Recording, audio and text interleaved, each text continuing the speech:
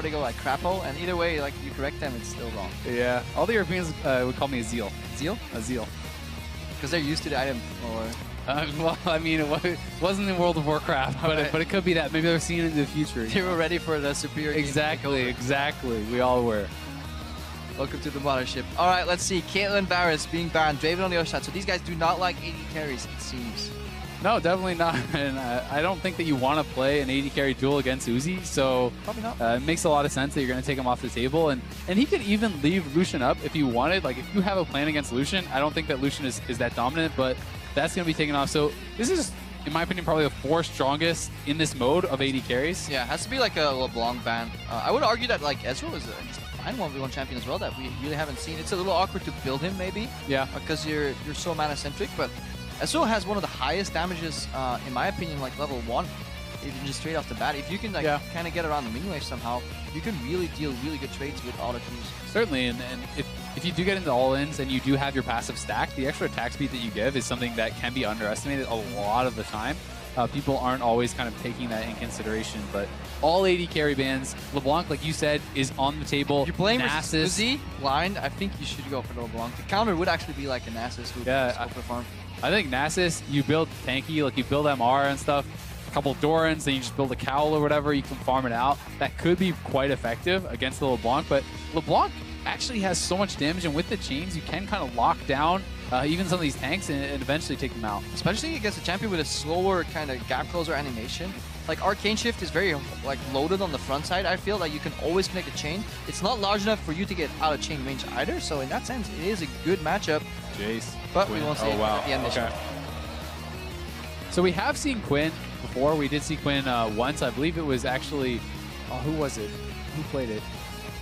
I totally did not cast all these 1v1s and should definitely not know this. I'm totally spacing out right now. It was Mad Life. I'm pretty sure Mad Life actually did play the Quinn, and we did see Bjergsen obviously play Jayce.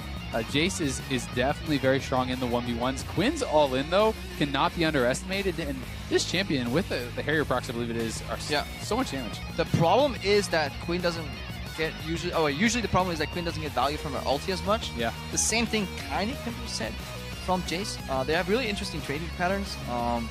Jayce is good in 1v1s if he can hit both the range creeps with a Q or an empowered Q and the enemy champion, and then can speed up through his own gate, walk up, triple shot in the face, switch forms and hammer time. That is kind of what he wants to do. But it is hard against a good Quinn playing around with that vault.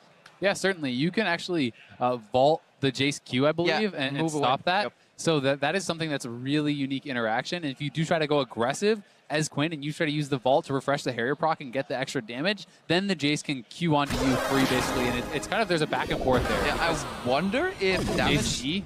Well, the Jayce E can knock her out of it for sure, but she'll still bounce back far enough. But I wonder if the damage actually still sticks on the Q. It used to be like super flashable, but I somehow feel that even if the Quinn gets the kind of the leap off to dodge the Q landing, she'll still take a significant amount of damage. Yeah, I'm not super sure about that interaction, but either way, it is pretty interesting because you spoke about the Shock Blast, right? You spoke about hitting the back range minions and everything, and Quinn, it's kind of similar that you're dealing with, right? The Quinn Q, you can push, you can hit the range minions with that as well, and you also have to, both champions want to keep minions in between them and the other champion, but not get too close to those minions to get splashed by the abilities. Yeah, and you spoke about this kind of hybrid AD style last game where yes, you are an AD carry that can go all in, but you're focusing more on sustaining, become a bit of a bruiser. Uzi's doing something similar. Very heavy on mana regen, 1.7 in total. He has a lifesteal Quint as well built in, and he is running 18-0-12. 12 points in resolve, really going for a more sustained approach here. Yeah, I think this is really smart, and it'll be interesting to see if he is even going to go like one step past that to do what Levy did and kind of start building some armor and that kind of thing. And if we contrast that to Optimus, he is definitely much more around the kind of all-in aspect. He's running 7.5% CDR. So basically what he wants to do is get a good trade and go back in again and kind of outpace the cooldowns from Uzi. But that generally means stylistically that Uzi's approach is safer for basically a 1v1 holistically. Yeah, I would think so. I think going for CDR is pretty risky. It's something where you have to constantly get those trades. You kind of have to constantly do it, and your opponent can play around that and back off. Yeah, we see that in the Masters as well. Yes, both of these guys are running Warlords, but there are 12 points in Cunning. Yeah. That's the middle tree for people that actually don't know what they're called, which is basically the all-in aspect, you know, where you run things like the Green Father's Gift or Merciless which basically gives you much more execute damage. Yeah, and even I believe it's Assassin Mastery, which is the extra damage. So he has the Ignite too. So everything speaks about the fact that he wants to all in. But the problem with that is it becomes pretty choreographed. When you see your opponent is running CDR, if you click on them, you see that kind of thing. You see that he is running Greenfather's Grace, all this. You just know that you have to play a bit more defensively. And then stylistically, how do you beat that? Well, you just pressure him and you get some allies, right? And those allies are the minions. And because as Uzi, you can have more liberties when you're pushing. You can take some damage, sustain it back up, whereas Optimus, he really wants to hold himself for that one big moment. Pretty poor Q in there from Optimus, honestly, allowing Uzi to bounce back. Uzi, all he needs to do is keep his range and avoid the EQ combos around level 5. Exactly. Uzi has more sustain, he has the defensive trees, he has the lifesteal and the mana regen in the masteries, and he has, honestly, in my opinion, a much easier win condition than his opponent, and it's kind of the same sort of thing that we saw Levy force his opponent into, where Optimus is eventually probably going to come to the realization where it's like, crap, I have to all in, don't I? Oops, I didn't go. Strong trade here in between from Uzi. Gets the CS advantage, sees a way in. Optimus, even though these styles are like nuances, these are still champions with a lot of high base damages, so that in itself is honestly the first layer of decision making. Can I hit this guy in the face? Yes, then go for it. And we've seen a continuous minion advantage here from Uzi. Yeah. Versus a champion that's generally known for pushing on Jayce. 12 CS up already is pretty big. He is going to be able to close the gap a little bit, but Optimus is getting relatively low on HP. If Uzi can get there, he got the relic! Ooh.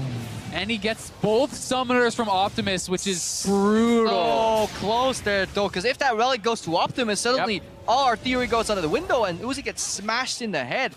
And even though he was so confident he was getting that relic, that he did not even want to use the exhaust on maximum range the barrier, to slow Optimus.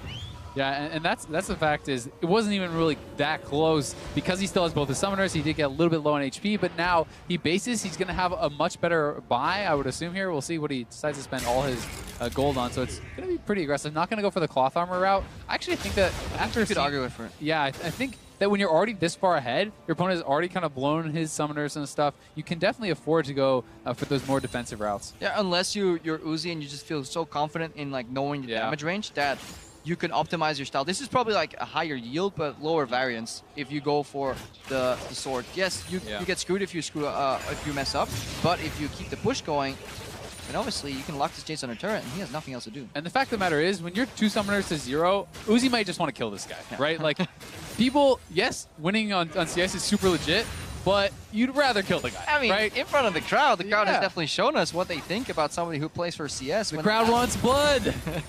Like gladiators. Yeah, exactly. It's just like the Gladiator movie, except in this movie, they don't respect the mercy. The mercy of leaving your opponent alive and killing only the minions. Thumbs down every time. Thumbs down every time, yeah, exactly. This is actually like a hidden thing that's overlooked as well. There's no safety in brushes versus the Quinn, obviously, since you have that reveal. Map hacks. Good poke from Optimus. Answers there on Uzi. Uzi looking for some sustain before he goes in again. Good vault. Good answer on the trades. Every time Uzi vaults, he's getting a shock blast in the face. He's going low right now, though. Tag. There's the exhaust. He's looking for the kill here. Should have it. So well played by Uzi. I think that this is like what Levy did, but one step better, right? He had the win condition of the 100 CS. He outthought his opponent. He had better build. I think he had better runes and everything to set up, and then he just kills the guy. They were blocked by the cameras. Like, how do I get this? Yeah, anyway, okay, walk around, walk around. Yeah, and it basically, like, it was very seamless. It feels like he was kind of outthought, like outplayed. second nature. Like, I don't think he, as a player, is thinking about, oh yes, right here, because if I make that trade, obviously it's for this like big, broader concept. Here, see the final trade again. It's at this moment Optimus knows like he's going down. There's not much he can do. Even for good measure, showing that his barrier was still up at the end from Uzi. Yeah, and it's like you said, it's instinctual, right? Like, you don't think about every single little decision you're doing. The very best players just know that it's the right decision, and that's why it's kind of funny talking to some of the amazing players. And you're like, oh, I'm going to talk to this guy? He's going to teach me how to be good. He's like, oh, so why'd you do this brilliant thing? Because that's what you're supposed to do. Yeah, that's what you do. That's like, what you who do. wins this matchup? That was a smart thing to do. Yeah. Why? Like, no, he just wins the matchup. You win. Yeah, because he wins. Because you win. But yeah, that was really fun to see that we finally kind of unveiled like a more nuanced approach, because I feel day one, it was all over the place. But right now we see 80 carries. But we see this like slight shift that Resolve is the better secondary tree. Yeah. That you definitely want to go for sustained talents as opposed to just like level 3 raw, like shotgun at each other. Whoever dies, like, is the loser. Exactly. It's even if you're going for the kill, I still think Resolve is better because unless you're doing a full straight up all in with no trading before, Resolve is going to give you more effective HP, right? It's going to give you that difference, that advantage. Yeah, and there's no such thing as a 100-0 all-in so far in 1v1s. We've seen hasn't happened. maybe like an OAF game is like Impact one. Yeah, maybe. is where you can describe it. But more than it, it's kind of a war of attrition. Yep. Definitely so. Yeah, definitely. Even if it isn't all in later in the game, it's like early in the game. Oh, you forced them to base, so you got an item advantage. Then you could all in, got an XP advantage. These kind of things. So it is always coming into play, but. That is Uzi moving on, and he's going to be in the quarterfinals as well. It will be Karsa and Albus. Yeah, Albus next. So. Albus had a bye, so he's had time to kind of just look around, see what's going on, figure out what people are doing. Hopefully he picked up on the Resolve hype, and definitely also Mana Regen on blue seems very good because you generally spec into kind of magic resistance there, but there's very few ability power based champions in this 1v1 circuit. Yeah, there certainly are. And just the early CS and the wave control and stuff is so important. So if you're forced to base because of a lack of mana, that's so problematic, like even more so than in a regular Summoner's Rift game. So it definitely is coming a lot into play. But we're not done yet, so let's check in with Ibai to see who's on stage. Spoiler, it's Albus. Volvemos con este 1 contra 1. Y es que en el lado azul tenemos al jugador con la victoria más rápida, Karsa.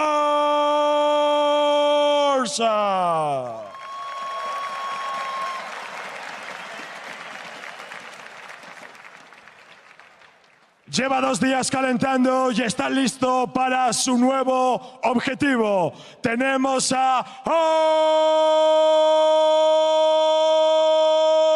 Olbish. Caballeros, muchísima suerte. All right, so Albus, as you said, had that bye. It didn't work out so well for Ron OP. Nope. Had a bye earlier. We'll see if he can do a little bit better for himself. I wish Ibai would call me Caballero one day. Maybe we can get there. Maybe I should have challenged him to a 1v1. Yeah. But then again, it didn't work out so well for Quickshot. Yeah, but I don't play Ghost into Renekton. Nor do I have an obsession with eyeliner, so I hope that it would go a little bit better. Yeah, maybe we can bring out the Bard. You need Bard 1v1? Bard 1v1, you tell him about it, you get the meeps, you start doing some damage. Did they even spawn on this map? I don't even know. You tell me, you're supposed to be the Bard expert. I guess he's a fraud after all. A giant shell production whispering in my ears. Yes, they do, Crepo. By the way, you're fired. Exactly. It's like at the end of the Wizard of Oz, the curtain parts. There was production telling you all the Bard facts all along. It was actually one truck. Giant marketing ploy. Half my salary has gone to like a marketing firm. It's like, you need Bard in your life. Okay. Anyway, if you'd like to subscribe to Bard